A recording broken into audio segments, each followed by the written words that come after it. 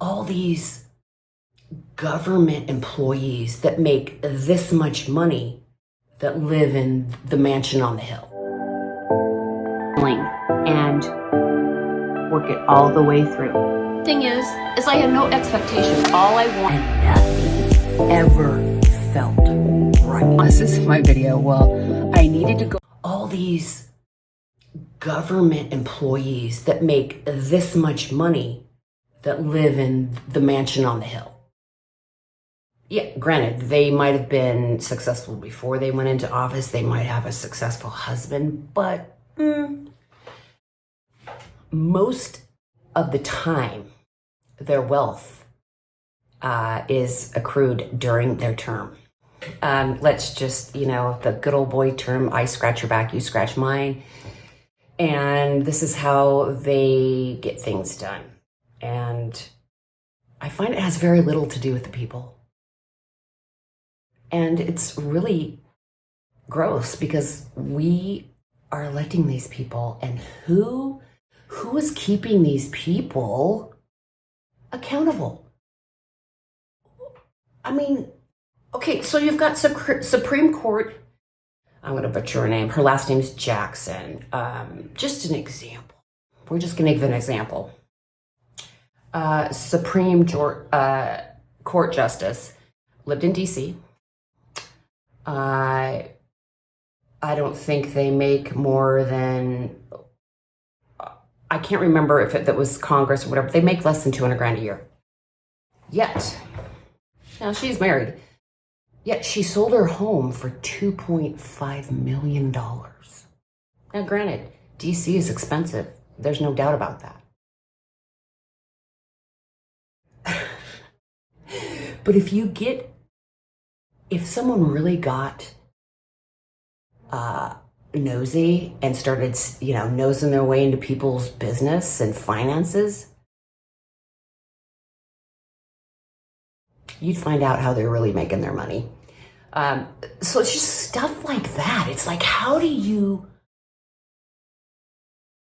look at someone and say, yeah, you're serving you're serving the country? I mean, Supreme Court, that's federal. That's a big deal. But okay, let's use Pelosi as an example. They make $175,000 a year, which is higher than the average family in California, and it's a horrendously expensive state.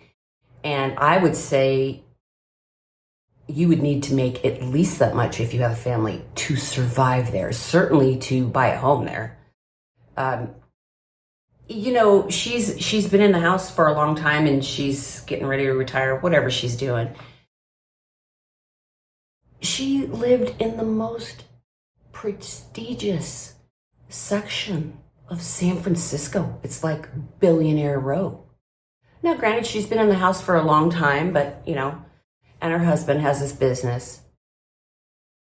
But if you go back, was he making this kind of money? Millions and millions of dollars. Her net worth it's gone down a little bit. I think it's 16 or something like that. It's more than most of us will ever see in possibly multiple lifetimes. I mean, was her husband, did he have that level of business before she went into politics, before she, came into the big leagues?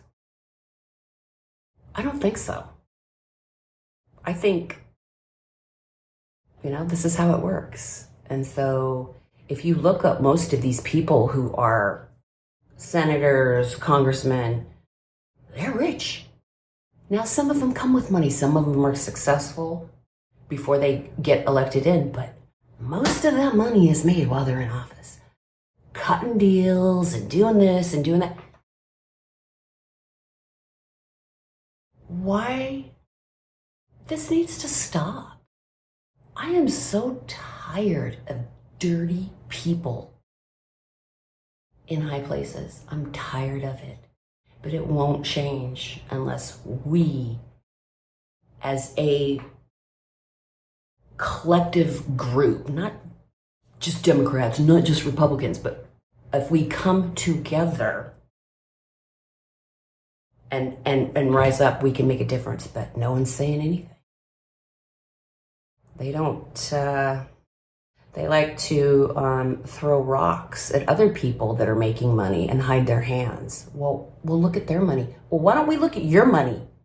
Yeah, I'm just so tired of it. And it's really come to the light because it is an election year, and there was corruption last year with the voters and the counting. There was no accountability, and it's crap.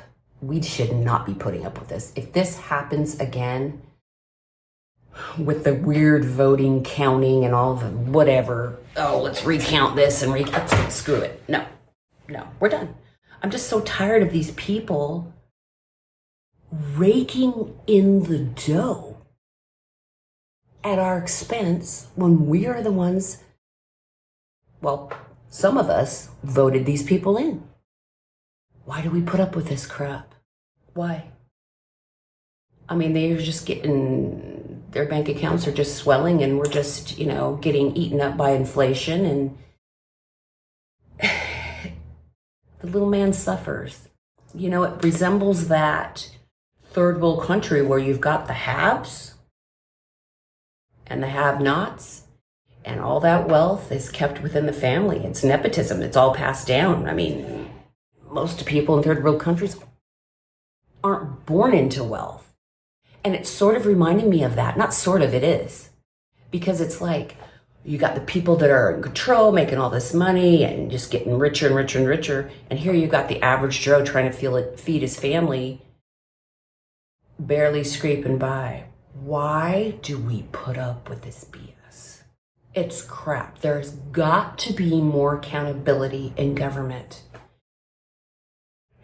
And I'll tell you one of the reasons why they're getting away from it, because the rules, they're called disclosure rules. And they use a broad range system when it comes to politicians, how they can account for their wealth. And so they make it to where it can be vague. That it tops out, it starts at $1 and it tops out at 50 million. Who has $50 million? I mean, my God. It's a shit ton of money. It's just ridiculous. And then it just makes it easier for them to hide their money, hide their corruption, not do what they're paid to do, which is serve us, the constituents, the citizens of this still great country. But we are letting people get away, not just people in power, people in the government, they're getting away with murder. And it's got to stop. I mean, numbers don't lie. People do. People lie. So please, in this election year, please just don't take news at face value. Please be willing to do your own research and discover your own opinion about people that are running for offices. Don't take what you see on TV. I don't care what channel you're looking at. Certainly stay off the internet, because who keeps that place accountable? I mean, there's so much crap on the internet, it's ridiculous. So anyway, I want you guys to really think about. Hope you enjoyed the video, and we'll see you in the next one. Bye.